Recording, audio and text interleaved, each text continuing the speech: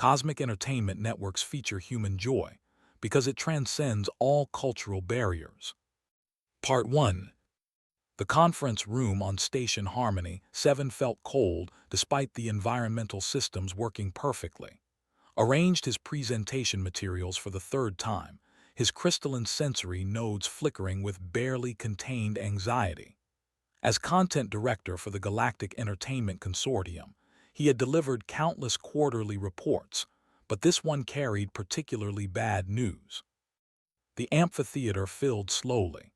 Representatives from thousands of species took their seats, their forms ranging from the gaseous who floated near the ceiling to the massive rock-like architects who required reinforced platforms. Waited until the attendance indicator showed green, then began. "Our viewership numbers have stopped growing," he announced, projecting the data across every screen in the room. Red lines dominated the charts. "For the first time in 2 centuries, we've hit a plateau across all demographics." Murmurs rippled through the audience. The hen representative, a warrior species with 4 arms and battle scars visible even through his formal attire, stood immediately. "Your content bores us. We require action, conflict, triumph." "And we find hen programming unnecessarily violent," countered the trade minister, her voice like chimes. "It offends our cultural sensibilities." "The Aquarian dramas put us to sleep," added an architect, its voice rumbling through the floor itself. "Had expected this. That's precisely the problem. Every species has different cultural frameworks. What resonates with one demographic actively repels another. We've tried fusion programming, committee-designed content, algorithmic combinations. Nothing works. We're running out of options." The meeting dissolved into the usual arguments. Each species insisted their preferences should dominate. The silicon-based beings couldn't understand organic emotional narratives. The energy beings found physical comedy meaningless. The debate grew heated, voices overlapping until Aura, the executive board chair, slammed her appendage against the podium. "Enough," Aura said, her purple skin darkening with frustration. "We're a business, not a cultural forum. I don't care about your preferences. I care about universal appeal. Does anyone have solutions instead of complaints?" Silence fell across the amphitheater, felt his nodes dim with resignation. He'd known this presentation would go poorly, but he hadn't expected total failure. His career was probably over. Then a voice spoke from the back of the room. "I might have something." Every sensory organ in the amphitheater turned toward the speaker. Lyra stood in the junior analyst section, looking tiny among the assembled aliens. She was human, one of maybe 50 from Earth working in the entire galactic entertainment industry. Most species barely knew humans existed. "You're out of order," said reflexively. "Junior analysts don't speak during." "Let her talk," Aura interrupted. "I asked for solutions." Lyra walked down the aisle, her heart pounding. She'd been working on this theory for months but had never imagined presenting it here. She reached the main floor and pulled up her own data files. "I've been studying Earth's entertainment archives," she began. "Old stuff from before we joined the galactic community, and I noticed something strange. When humans experience joy, really genuine joy, other species respond to it, even without understanding the context." She played the first video. A human child, maybe 3 years old, seeing snow for the first time. The child's eyes went wide, mouth opening in pure amazement. Then the child laughed, spinning in circles as white flakes fell around her, catching them on her tongue, falling into the snow and laughing harder. Lyra watched the audience carefully. The hen warrior's aggressive posture softened slightly. The minister's nodes brightened. Even the architects, who rarely showed any reaction, shifted their massive forms forward. "That's just a child," someone said dismissively. "Watch this one." Lyra played another clip. An athlete, exhausted at the end of a race, collapsing across the finish line. When she looked up at the clock and saw her time, her face transformed. She screamed with joy, tears streaming down her face, and her competitors rushed to embrace her. The celebration was chaos, bodies piling together in shared triumph. The room was quieter now. Several species leaned forward in their seats. Lyra showed more clips. A soldier returning from war, reuniting with his dog. The animal went wild with joy, and the soldier buried his face in the dog's fur, shoulders shaking. A grandmother meeting her grandchild for the first time, her wrinkled face splitting into the widest smile as she held the tiny baby. A man proposing to his partner on a beach at sunset, both of them laughing and crying simultaneously when she said yes. "I don't understand," said slowly. "These are just ordinary moments. There's no plot, no structure, no artistic merit." "Exactly," Lyra said. "There's no cultural framework needed. You don't need to understand human marriage customs to feel something when you watch that proposal. You don't need to know about Earth athletics to respond to that runner's triumph. The joy itself communicates." "This is absurd," the hen representative said, but his voice lacked conviction. "You're suggesting we build programming around random emotional moments." "I'm suggesting that human joy might be universal in a way nothing else is. I've tested this on focus groups. I showed these videos to 20 different species, and every single one reported positive emotional responses. They couldn't always articulate why, but they felt something." Aura's eyes narrowed with interest. She hadn't gotten to her position by ignoring opportunities. "What's your theory? Why would human joy be special?" Lyra hesitated. This was the part where her research got speculative. "I think it's because human joy is unfiltered. Most species evolved emotional regulation as a survival trait. You feel pleasure, but you temper it with caution. You experience success, but you balance it with anxiety about future challenges. Humans develop differently. When we feel joy, we feel it completely. It cascades without limit. And somehow, that intensity translates across any neurological framework." The amphitheater erupted in debate. Half the attendees called the idea ridiculous. Others pointed out that humans were barely known in galactic society. Several questioned whether emotional manipulation should be used in entertainment at all. Felt torn. The scientist in him found Lyra's theory fascinating but unproven. The content director in him saw disaster. If they bet on this and failed, the consortium's reputation would be destroyed. But Aura was calculating risks and rewards with the cold precision that had made her wealthy. How much would a test channel cost? "Minimal," Lyra said quickly. "We'd just be curating existing human footage. No expensive productions, no complex rights negotiations. Just find moments of genuine human joy and broadcast them. And if it fails, if nobody watches, then we shut it down after 6 cycles and write it off as an experiment. But if it works, we've found the first truly universal content in galactic history," Aura finished. She looked around the amphitheater, reading the room. The board members looked skeptical but curious. "I'm authorizing a trial channel, 6 standard cycles. Lyra, you'll direct it." Lyra felt her stomach drop. She'd expected them to maybe fund more research, not put her in charge of an entire channel. "I'm just a junior analyst." "Not anymore. You'll oversee her work. Make sure this doesn't embarrass us." Snowds flickered with resignation. Babysitting a doomed project would end his career, but arguing with Aura was worse. "Understood." As the meeting adjourned, species filed out in clusters, debating what they'd seen.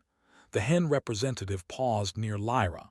"I hope you understand what you've done," he said quietly. "If you're wrong about this, your entire species will be labeled as incompetent in the entertainment industry. Humans are barely known in the galaxy. This could be your first real impression on most species." After he left, Lyra stood alone in the empty amphitheater, the weight of what she'd started pressing down on her. She just bet humanity's reputation on an untested theory about emotion. 6 cycles to prove that human joy could transcend every cultural barrier in the galaxy. She pulled up the video of the child in the snow again, watching that pure, unrestrained delight. It had to work. That feeling had to mean something to everyone, everywhere. It had to. Part 2. The Human Joy Network launched on the smallest possible scale.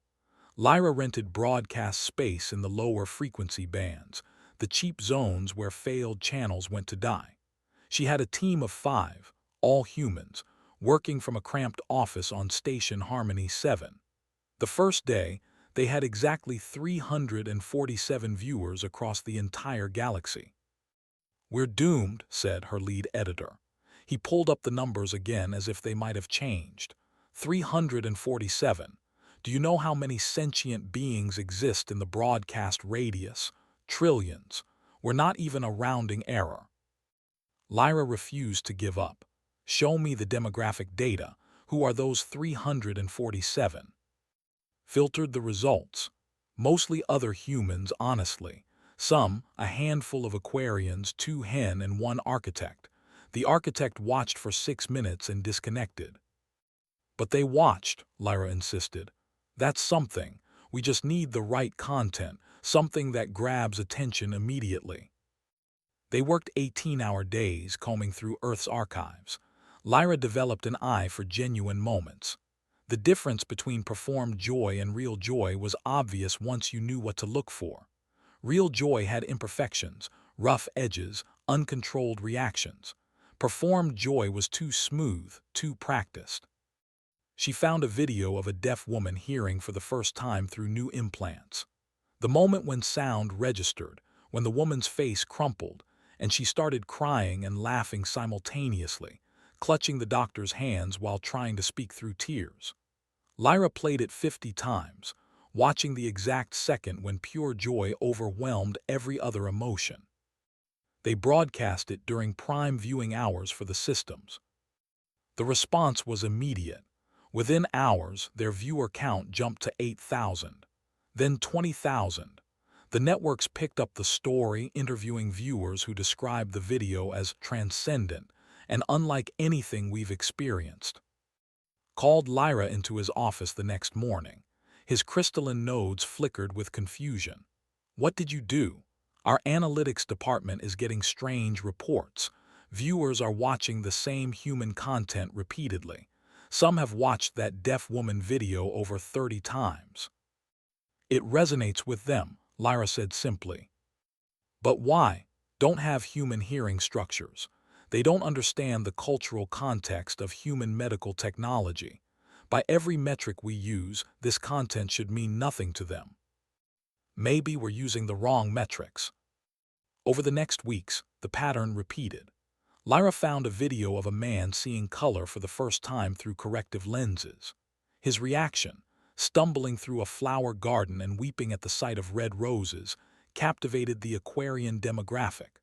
A video of children in an impoverished area receiving shoes and running in circles, laughing and comparing their new footwear, went viral among the architects. The hen were hardest to reach. Warriors by culture and biology, they dismissed most human content as soft and weak. Then Lyra found footage from Earth's history from what humans called the Olympics, a weightlifter attempting a record-breaking lift. The weight was impossible, beyond what any human should manage. The athlete approached the bar, breathing hard, psyching himself up. He lifted, muscles straining, face contorted with effort. The bar rose inch by inch. Everyone watching held their breath. At the peak of the lift, the athlete roared in triumph, dropping the weight and beating his chest, tears streaming down his face. The hen viewership exploded overnight. Within 3 days, that video had been watched 800 million times in hen territories alone. "They're calling him the warrior of impossible loads," reported, laughing in disbelief. "The hen military academies are using him as a motivational symbol. They don't care that he's human. They care that he achieved the impossible and felt pure joy in that achievement." By the end of the second cycle, the Human Joy Network had 50 million regular viewers. By the third cycle, 200 million. Lyra had to hire more staff, rent larger facilities, expand into higher frequency bands. Other networks started taking notice. That's when the backlash began. It started with opinion pieces in the Galactic press. Cultural critics called the Human Joy Network primitive and emotionally manipulative. "These are not sophisticated narratives," wrote one prominent reviewer. "They're base emotional stimulation, the equivalent of cultural junk food. Viewers are being exploited for cheap emotional responses." The Philosophical Assembly, an influential group of academic species, published a joint statement condemning the network. Human joy content bypasses rational thought, they argued. It triggers immediate emotional responses without intellectual engagement. This is dangerous. Entertainment should elevate, not just stimulate. Then the accusations got more serious. A popular conspiracy theorist, an Aquarian with a massive following, claimed humans were using subliminal messaging in their videos. "Notice how you can't stop watching," he told his audience. "Notice how you keep coming back. This isn't natural. Humans are addicting us to their content." Several governments launched investigations. The Hen military banned the network from their facilities, concerned about decreased aggression in soldiers. The council held hearings about whether human content should be regulated as a controlled substance. Lyra watched her viewer numbers plummet as restrictions spread, from 200 million down to 100 million, then 50 million. Advertising revenue collapsed. Staff started looking for other jobs. Aura called an emergency meeting. The Council of Concordant Species is voting next week on whether to classify human joy as a mimetic hazard. If they do, we'll be shut down completely. Earth might be quarantined from the galactic entertainment market permanently. "But that's insane," Lyra protested. "We're not doing anything to people. They just respond naturally to what they see." "That's exactly what concerns them," said quietly. He'd been studying the phenomenon intensely, running every test his equipment allowed. "You were right about human joy being different, Lyra, but you didn't understand how different. Most species have evolutionary limiters on positive emotion, safety mechanisms that prevent emotional overflow. Humans don't. When you feel joy, you feel it completely, without biological restrictions. And when other species watch that, something in their neurology responds. It's like remembering something they forgot existed." "So what do we do?" Aura's expression was grim. "We prepare for shutdown. I'm sorry, Lyra. You were right about the universal appeal, but the galaxy isn't ready for this. Sometimes being right isn't enough." Lyra walked back to her office in a daze. Her team sat quietly at their workstations, watching the viewer count drop in real time. Tomorrow, enforcement fleets would arrive to shut down the network. Humanity's first major contribution to galactic culture would end in forced quarantine. She pulled up her favorite video, The Child in the Snow, and watched it one more time. That pure, perfect joy, untainted by worry or fear. For just a moment, it had connected trillions of beings across impossible distances. Then her computer chimed with an incoming message, then another, then hundreds, thousands, millions. Lyra called out, "You need to see this." The messages were pouring in from every corner of the galaxy. From and Hen and architects and Aquarians and 1,000 other species, all saying essentially the same thing. "Please don't take this away from us." Part 3. The Council of Concordant Species met in a massive chamber that floated in neutral space, accessible only by shuttle. Representatives from every major government gathered, their various forms filling the vast room. Lyra sat in the observation gallery, watching the proceedings through a translator screen. Sat beside her, his nodes dim with resignation. "This is a formality," he whispered. "The vote is already decided. The security factions have the majority." Down on the chamber floor, the chief arbiter called the session to order. "We convene to address the phenomenon known as human joy content and its classification as a potential mimetic hazard. The Philosophical Assembly will present their findings first." An elderly scholar approached the central platform. His testimony was clinical, detailed, frightening. He presented neural scans showing how human joy content activated dormant pathways in alien brains. He showed behavioral data indicating increased emotional responses in regular viewers. He demonstrated how the content spread through populations in patterns similar to contagious behaviors. The conclusion is unavoidable, the scholar said. Human joy triggers responses that bypass normal cognitive filters. Viewers report being unable to stop watching, feeling compelled to return repeatedly. This meets every definition of addictive behavior. For the safety of all species, this content must be restricted. Murmurs of agreement rippled through the chamber. The security representatives looked satisfied. Lyra felt her heart sink. Then something unexpected happened. A hen general stood, his massive frame dominating the floor. "I would like to address the council." The arbiter looked surprised but nodded. "General, you may speak." "I commanded forces for 40 years," the general began, his voice carrying across the chamber. "I trained my soldiers to suppress emotion, to view compassion as weakness. I believed this made us stronger. Then, against orders, I watched human joy content, a video of a human male achieving an impossible physical feat, the one we call the warrior of impossible loads." The general paused, his 4 arms hanging at his sides in a gesture Lyra recognized as vulnerability. "When I watched that human weep with joy at his accomplishment, I felt something I had not felt since childhood. Before warrior training taught me to suppress such things. I felt inspired, not by violence or conquest, but by the achievement itself, by the purity of his triumph." "This proves our point," the philosophical assembly scholar interrupted. "Your normal emotional regulation was compromised."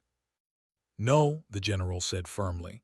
"It was restored. I visited my birth clan last week, saw my offspring for the first time in 6 years. Before I watched human content, I felt nothing for them.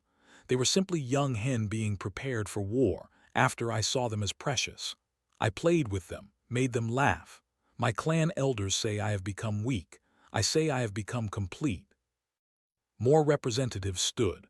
A trade minister described how human joy content had helped her understand her assistant, who had been struggling with depression. "I never understood emotional pain before. I thought it was logical failure. But after watching humans experience pure joy, I recognized its absence in my assistant. I learned empathy through these videos."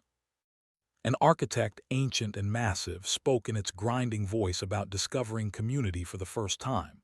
"We exist in isolation. It is our nature. But watching humans celebrate together, watching their joy multiply through sharing, I wondered if isolation was biology or choice. I have connected with 17 other architects since. We discuss what we watch. We learn from each other. This is unprecedented in our species." The testimonies continued for hours. Species after species describing changes, growth, unexpected developments. The collective, energy beings who existed beyond physical form, sent a representative who struggled to explain how human joy content let them comprehend organic existence for the first time. "We thought physical beings were limited, primitive," they said, its form flickering with colors that indicated deep thought. "But watching humans experience joy, we understood something fundamental. Physical form allows for physical sensation. Touch, embrace, tears. These are not limitations. They are dimensions of existence we cannot access. Human joy showed us what we lack. This is not manipulation. This is education." Leaned toward Lyra. "Something's changing. The vote isn't certain anymore." But the security factions held firm. Their representatives argued that subjective experiences didn't outweigh objective danger. "These testimonies prove our concern," their spokesperson declared. "This content is changing behavior across the galaxy. Whether you call it growth or addiction, the effect is real and measurable. We cannot allow one species to reshape the psychology of all others." The arbiter called for a recess before the final vote. Lyra slumped in her seat, exhausted. The testimonies had been beautiful, but she wasn't sure they were enough. Then stood abruptly. "I need to present something. I've been researching this phenomenon for months. The council needs to hear my findings. You're not scheduled to speak. I don't care, this is too important. Rushed to the chamber floor, requesting emergency testimony. The arbiter, intrigued, granted permission. Uploaded his research to the central display, and data flooded the screens. I've studied every available species' neurological development, began, his voice steady despite his nervousness. Going back millions of years through fossil records and genetic analysis, and I found something remarkable. Every sapient species in this chamber once experienced emotion like humans do now, completely, without filters, without regulation. The chamber fell silent. Our earliest ancestors felt pure joy, pure sadness, pure fear. But as intelligence developed, as we built societies and faced complex challenges, emotional regulation became advantageous. The species that could temper their feelings, control their responses, survived better. Natural selection favored emotional control. Over millions of years, we developed neural structures that automatically filter and limit our emotional experiences. Zoomed in on comparative brain scans. Humans developed differently. Through an evolutionary accident, possibly related to their social bonding requirements, they retained unfiltered emotional access while developing complex cognition. They can think sophisticatedly and feel primitively. This combination is unique in all studied species. This confirms they're dangerous, someone called out. No, said firmly. It confirms they're revealing. When we watch human joy, we're not being manipulated. We're remembering. On a deep, neurological level, we're connecting with something our ancestors felt but we've lost. Human joy doesn't transcend cultural barriers. It transcends evolutionary ones. It reaches back to the fundamental experience every species had before survival demanded we lock it away. The data continued scrolling, showing pattern after pattern of evolutionary emotional suppression across species. The evidence was overwhelming. Is it dangerous to remember what we lost? Asked the council. Is it addiction to want to feel completely again, or is it something else? Perhaps growth, perhaps healing, perhaps reclaiming a part of ourselves we forgot existed. The chamber erupted in debate. The philosophical assembly demanded time to review the research. The security factions argued it didn't change the risk assessment, but something had shifted in the room. Representatives were talking to each other, questioning, reconsidering. The arbiter called for order. We will vote, all in favor of classifying human joy content as a mimetic hazard and authorizing its restriction. Lyra held her breath. The votes came in slowly. At first, it looked like the restrictions would pass. But then several representatives changed their votes after quick consultations with colleagues. Others abstained, requesting more research time. When the final tally appeared, the restriction had failed by a narrow margin. Lyra felt tears streaming down her face. Watching from a different gallery, was cheering. The Human Joy Network would survive. But the arbiter wasn't finished. However, the council recognizes the unprecedented nature of this content. We are establishing a new department of universal emotional research, tasked with studying the phenomenon and helping species understand their emotional responses. Lyra, you will direct this department. Lyra stood shakily. I accept. Aura found her after the session, looking more satisfied than Lyra had ever seen her. The Human Joy Network just became the most watched channel in galactic history. Congratulations. But Lyra wasn't thinking about viewership numbers. She was thinking about the hen general playing with his children, the architects forming communities, the collective understanding physical existence for the first time. 3 months later, Lyra stood in a new research facility, watching monitors showing human joy content being broadcast across the galaxy. But something had changed. Other species were now creating their own content, attempting to access their own lost emotional depths.